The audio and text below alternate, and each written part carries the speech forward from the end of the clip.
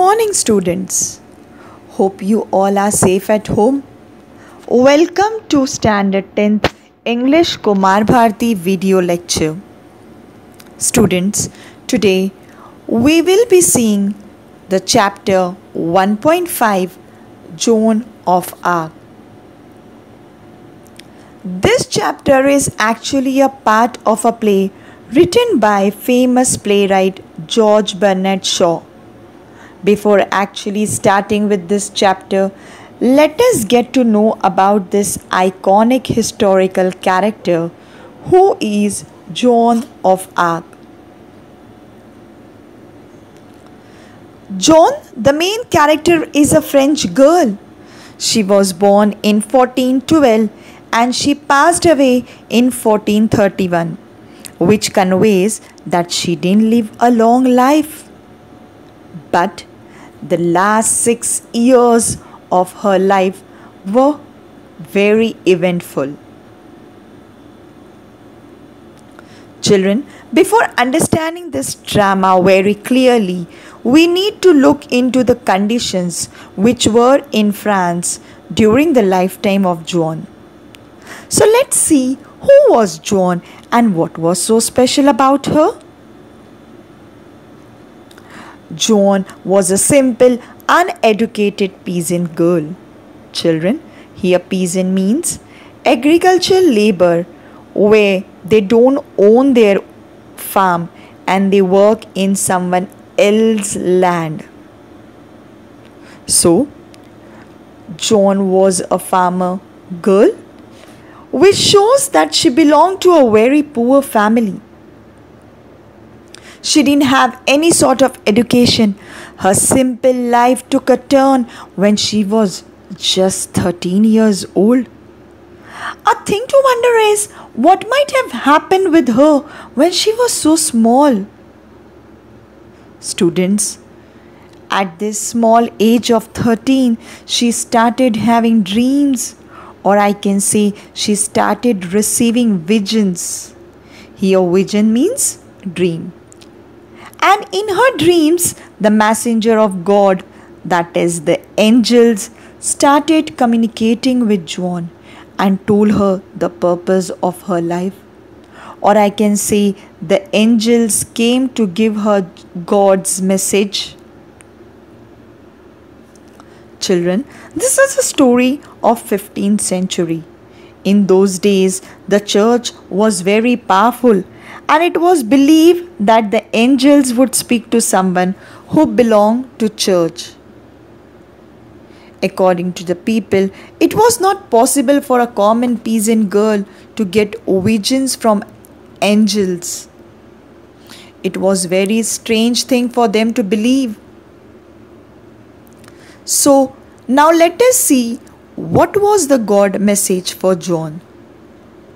The message which she used to get in her dreams was to perform a very important role in the 100 Years' War, which took place at that time. This 100 Years' War started during Joan's birth. It was going on since very long time. It actually started in 1337, and by the time Joan was born, the war had been going on for about more than 75 years. The war was between England and France, and during these many years of war, the England had captured the entire northern part of France, and now they were on the verge to capture the city known as Orleans. And if English would have captured this Orleans, then they would have defeated and captured complete France. Paris, the capital of France, was already captured by English. The Prince of France had taken shelter in this city called Chinon by that time. In order to save their skins, here to save their skin means to save their life, the rulers escaped from their capital, that is Paris, and hid in Chinon. And it was this time when John started getting her dreams, where she had to perform a very important role. So John was told that she had to go and meet the Prince Charles VII, who was hidden in Shinoy. Now the question is, why was Charles VII hidden in Shinoy? Because Charles VII and his army didn't have any confidence left to fight with English army. And when John got this vision through God's messenger to go and meet Charles VII and inspire him, she took this task on her, which was given to her by God's messenger. Now children, let us see, was it so easy for John to meet the prince? No. See children, John was born in the village named Domremy, and this entire part was captured by the army, that is the British. So she had to leave this place, that is her own village, and she had to go through this entire part to meet Charles VII. Of course, it wasn't so easy to go and meet him, but she didn't back off.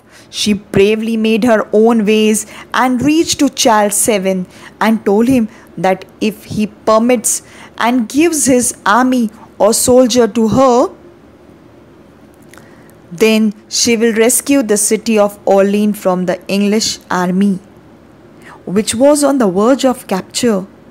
John wasn't trained in any type of martial art or fighting, students. She wasn't from warrior family. Then why she took this step? She only stepped ahead as she got visions, and somehow she convinced Charles VII to give her the permission. She went with the soldier to the city of Orleans, and just in 9 days, yes children, you heard it very right, just in 9 days, she freed the city of Orleans from the British domination. Now this inspired the French army a lot. Since a long time, the soldiers had to face the defeat, but now this was the first time that they achieved a big victory, thus giving them a lot of motivation and inspiration. Now let us see, did John stop here after doing this? No. Children, until now, Charles VII was just a prince, and John wanted him to be coronated as a king of France. Students, this coronation ceremony used to take place in the city named Reims and not in Orleans or Shinoy. So from Orleans, John had to take the Prince Charles VII right through this enemy territory, you can see here. And she had to go and rescue or capture this city of Reims also, where Charles VII would be coronated, and that was exactly what she did. Now all these was just like a miracle, because being an ordinary girl of just 17 years, she fought with the English army and rescued each and every single city, thus reached the city of Reims, as a result of which Charles VII was coronated and he became a king of France. So this was something very inspiration for the French people, you know. They were so inspired that they fought with English with all their hearts, and under the leadership of John, they started defeating the English army. And over the period of time, by 1453, France was freed from the domination of English. But obviously, to witness all this, John was no more. Yes, children, John was no more. Just after Charles VII coronation, she was captured by the Burgundians, who were the enemies of France, and was handed to the British. And then a trial was held where Joan was accused of doing many wrong things which was against the religion. Now, what were those wrong things? Number one, cross dressing charge, that is, she wore manly, or I can say soldiers' clothes to be a part of the war, which was against the religion at that time. Second, she told people that she used to get visions, which was very uncommon for a peasant girl according to those people. And because of all these, as a punishment, she was burned alive at the stake at the age of 19.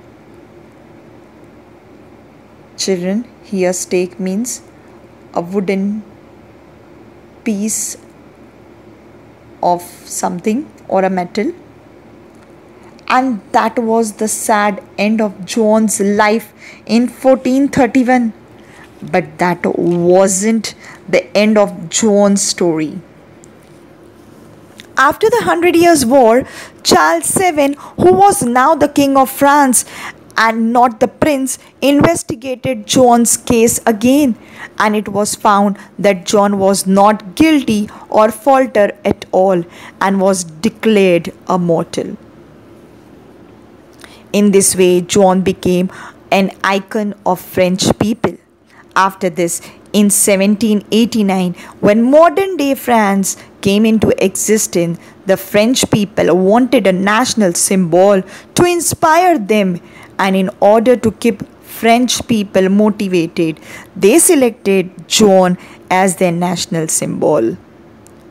Not only this, in 1920, the Roman Catholic Church gave Joan the status of a saint. So this was the story of Joan, my dear children. In this short span of 19 years life, she had achieved something which maybe the kings or the queens may have not achieved at that time. Today, people might have forgotten who the King Charles VII was, but they still remember who Joan of Arc is. And so even today, we have this chapter on her in our English Kumar Bharati textbook. So now we are going to study about the story of this Joan of Arc through this chapter, which is actually an extract, or I can say a part of an entire play or drama written by George Bernard Shaw. So here I begin. Let us see. George Bernard Shaw, born in 1856 and died in 1950, was an Irish playwright and critic. Children, here Irish means a person belong to Ireland. Now where is this island situated? This island is just to the north of England. Playwright means a person who writes play. Critic is a person who judges the merit, or I can say the advantage or the positive points of a literary work. I mean, in short, I can just say this critic is a person who judge whether the book is good. I mean, how good the book is. Okay. Children, George wrote more than 60 plays during his lifetime, including major works such as Man and Superman in 1902, Pygmalion in 1912, and St. John in 1923. He was the leading dramatist of his time. He was awarded the Nobel Prize in Literature in 1925. Now let us see what is this Nobel Prize award. At international level, the Nobel Prize is considered as the biggest prize, and this prestigious award was awarded to George Bernard Shaw in the year 1925. Moving ahead, The war fought between England and France from 1337 to 1453 has come to be known as the 100 Years' War. Children, actually, the war was not of 100 years, it was more than 100 years. I can tell it was of 116 years, but in history it is called as 100 Years' War. Joan was a peasant girl born in eastern France who led the French army to several victories during this war. We have already seen the meaning of peasant, where peasant means agricultural labor of low social status, or I can say, so poor that they don't own their own farm and they work in someone else's land. So this line says that Joan was born in the village named Domremy and she was a peasant girl. Okay, and being from the ordinary background, she guided, or I can say under her leadership, the French army, the French soldier won several victories during this war. Moving to the next para. This play begins at the time when all the northern France and some parts of the southwest were under foreign control. Students, let's see the map. If you see, the pink color part was under the control of English, and there you can even see the violet color next to the pink color. This was also under the control of Burgundians.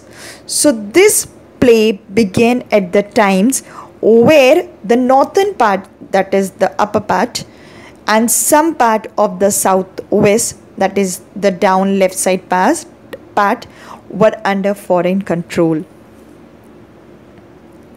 The English control some parts and the Burgundian control the others. This line says the pink color part, as I said, was controlled by English and the violet color was controlled by Burgundians. So let us see who were these Burgundians. These Burgundians were actually English supporters in northern France. I can say these Burgundians were noble, very rich people who belonged to France, but they used to support English. Yes. Moving to the next lines. The city of New Orleans, one of the few remaining French cities, was held by the English. This line says, see children, you can see here Orleans. Orleans is right, I'm repeating again, see properly, is right at the border of the part controlled by English and still under the control of France. In short, I can say Orleans is between England and France. The English had surrounded this city from all the four sides. I'll just explain you. See, at those time what used to be happen? The war was fought in this way. For example, if one wants to capture any city or town, first one would surround that particular city or town from all the four sides. And there is an English word for this, for surrounding from all the four sides. And the English word is siege. I'll spell for you, S-I-E-G-E. And then you just wait until the people living inside the city surrender. So that was a way of fighting during that time. Yes. Moving to the next line. The year is 1429. I mean the play which we are seeing and the part which is being discussed here was the time of 1429, and at that time Joan was around 17 years. Captain Robert de Baudricourt, a military officer, is seated at the table. His steward stands facing him. Children, here steward means a person whose responsibility is to take care of something. So finally here the play starts, where we can see there are two characters. shown. I have shown you the image. One is a military officer whose name is Captain Robert de Baudricourt, who is sitting at the table, and there is a steward. You know, I've already explained the meaning of steward. That is the person who is responsible for looking after the things which are ordered by his senior, and here his senior is Captain Robert de Baudricourt, and he is having a conversation with Captain Robert, where he is standing facing the captain. Yes, and the play begins. Let's see the dialogues of these two characters. Robert: I told you to throw the girl out. You have 50 armed soldiers and dozens of strong servants to carry out my orders. Are they afraid of her? Let's see what these lines conveys. Children, by this time you might have understand for whom does this last word her stand here. Of course, here her stand for John. Actually, what happened? Captain had already told steward that you just go out and throw John out. Okay, out of this premises, you know. Now let us see why captain has orders steward to get rid of John. Yes, see, John had come to meet Captain Robert, but he doesn't want to meet her. I'll tell you why. See, by this time everyone came to know that John had some magical abilities. I mean, she used to get some dreams, some visions from the angels, where these angels talked to her, and this was something, I mean, I can say people were afraid of. I mean, they used to feel, I mean, she has some magical power, so she can do anything to us, so it's better to stay away from her. Okay, see students, I'll tell you one thing. Of course, one fine day, even anyone among us, maybe you or I, tell us that we get dreams, or in our dreams the angels come and speak to us. It's obvious that either people will disbelieve you or me, or maybe they might think that I have gone crazy, you know, because it's very uncommon thing to believe that the God's messenger or an angel can come and speak to someone very ordinary. You know, John was very ordinary, a peasant girl. So in the same way, those people too believe that what John said was very strange, and that's what the reason why Captain Robert avoids meeting John, and he asks his steward to throw her out. He further adds, you have 50 armed soldiers. Children, here arm means carrying weapons, means he is trying to tell that you are 50 soldiers, and that, I mean, first you are soldiers, on the top of it you are having weapons. Still you can't throw that, I mean, you didn't throw that girl out. What should I take this as? Should I take it as if you are afraid of her? You all are afraid of her? Let's see what steward's reply in written. Steward: no sir, we are afraid of you, but she puts courage in us. She really doesn't seem to be afraid of anything. Perhaps you could frighten her, sir. Here perhaps means maybe or possibly. See, steward is telling Robert that no sir, we aren't afraid of John. In fact, we are afraid of you. But we respect John. Why?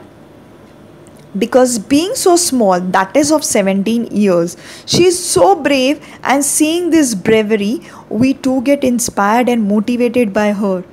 And she is so brave that she isn't afraid of anyone. Perhaps you may frighten her.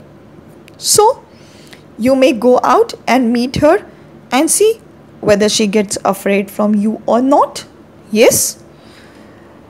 Let's see ahead. Robert grimly. Perhaps. Where is she now? Here grimly means seriously. Means Robert is asking this in a very serious manner, you know. Where is she now? Steward's reply: down in the courtyard, sir. Here courtyard means a garden in front of a large house. Student, as I've already told you that John has come to meet Robert with a purpose, but he avoids meeting her. So she's waiting downstairs till Captain Roberts gives her the order to come up. Let's see what happened next. Robert goes to the window and asks the soldiers to send the girl up. So which suggests that finally Captain Robert has agreed to meet her and ordered the soldier to send John up. The girl enters. She is a well-built, strong country girl. Here country girl means a village girl of 17 to 18 years. The square's glare neither frightens her nor stops her. She speaks confidently. Square means a person of high rank or position. So here Captain Robert is a square because he is at high position, at the post of captain. And glare means an angry look or a stare. So children, John has taken an entry and let us see how she appears. She is a well-built, very tall, strong village girl of 17 to 18 years. The moment Captain Robert sees John, he looks with anger towards John. But is John afraid with Captain Robert's look? No, not at all. In fact, she speaks confidently. And let's see what she says. John: "Good morning, Captain Square. You are to give me a horse and armor and some soldiers and send me to the Dauphin." Here, armor means protective clothing of metal worn by soldier during battles. Student, you can see in this image, John is wearing an armor. Now, what is an armor? I have already written the meaning on this page. Armor is something, a metallic shield which is worn during the war to protect oneself. Yes. So, John is asking Robert that I'm here because I need a horse and an armor and some soldiers from you and even the permission to go and meet Dauphin. Now, who is Dauphin here? Dauphin means the oldest son of the King of France, the one who would become the king after his father, or I can say the heir of the position of King of France, which was none other than Dauphin. In short, I can say Charles VII was also known as Dauphin. Okay. See children, at this time, Dauphin's coronation ceremony didn't take place. So he was still a prince and not a king. So John wants to meet Dauphin, that is Charles VII, and in order to meet Dauphin, she needs Captain Robert's permission and help too, as she used to live in Domremy, and being alone, it was not possible for her to make a journey from Domremy to Chinoy without any help, and hence she came to Captain Robert. Yes? Robert: "This girl is mad. Why didn't you tell me so, you blockhead?" Here blockhead means a stupid person. Students, now this Robert is calling Stuart a blockhead, not a blackhead, sorry, a blockhead, because the things which John demands, hearing to it, Robert says that she is mad and also calls Stuart a stupid or a blockhead because according to Robert, if Stuart would have told Robert first that John had come to ask for all these things, then he would have never been agree to meet John. Yes? Let's see what Stuart says. "Sir, do not anger her. Give her what she wants." See students, we can make out that even Stuart was in favor of John, and he says to Captain Robert that, "Sir, don't you angry her. Give her what she asks for." Robert: I shall send you back to your father with orders to put you under lock and key. Here, to put someone under lock and key means to lock up someone securely. See, Robert is talking to John and not to Stuart and telling her that I'm not going to give you any horse or any armor. In fact, I'm going to send you back to your father and will ask your father to lock you somewhere. In return to this, let's see what John replied. You think you will square, but it won't happen that way. You said you would not see me, but here I am. Here see means to meet. See, I'll tell you.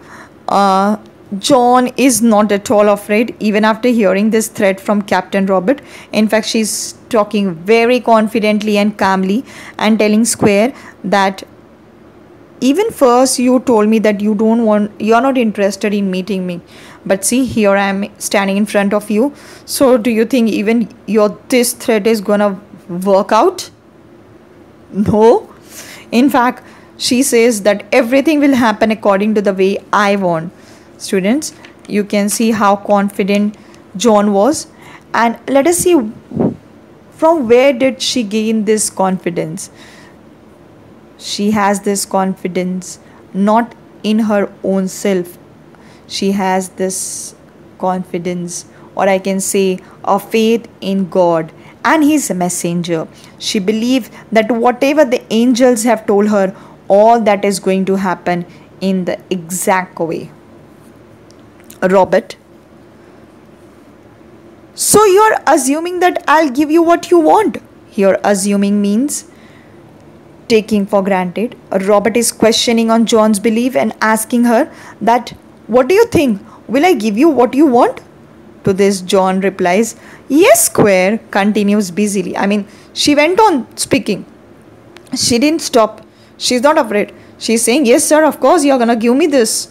In fact, you're going to give me a horse which will cost 16 francs. It is a big amount of money, but I can save it on the armor. I don't need beautiful armor made to my measure. I can find a soldier's armor that will fit me well enough. I shall not want many soldiers. The Dauphin will give me all I need to free Orleans. Here, franc means a basic currency unit of France. See, children, in India, the way we have paisa as the basic currency, in the same way franc is the basic currency of France.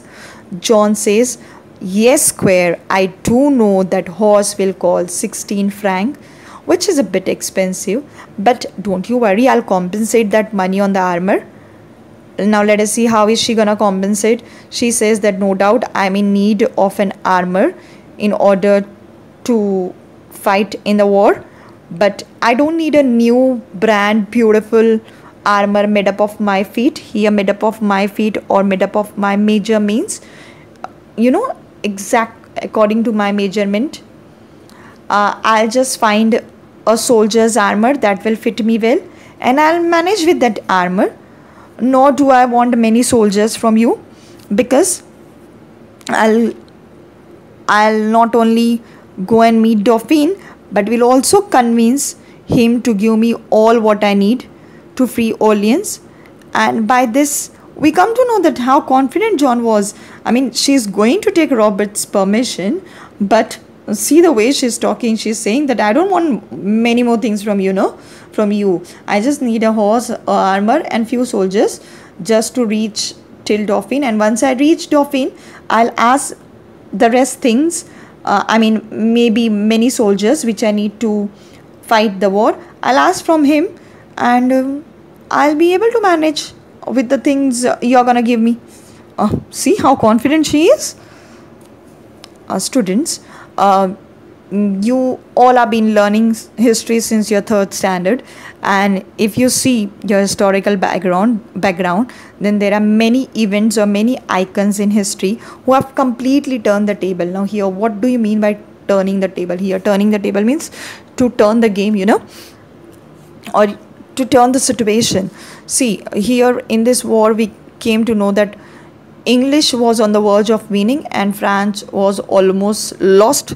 But because of John, or I can say Joan of Arc was one of them who saved France Imagine if John would have not fought and freed Orleans, then today France too would have become a part of British Empire, that is England. The French Revolution of 1789 would have not come into existence.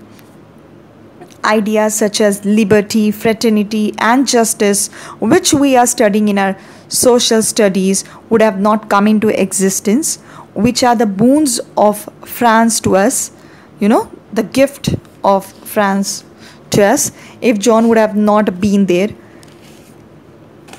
So from this we can conclude that how important John's contribution was to the history of France, or I can say not only to the France but also to the history of the world. So she wants to take permission from Captain Robert along with a horse and armor and few soldiers to go to Dauphine, and from Dauphine she wants to take more soldiers and go to city of Orleans to free Orleans. But do you think after hearing all this, was Robert believing in John? No, he wasn't believing. Let's see what he says. Robert, shock to free Orleans? John, simply yes, square. 3 men will be enough for you to send with me. Polly and Jack have promised to come with me. Now see, here John is telling Robert that she has already convinced 2 of his junior officer.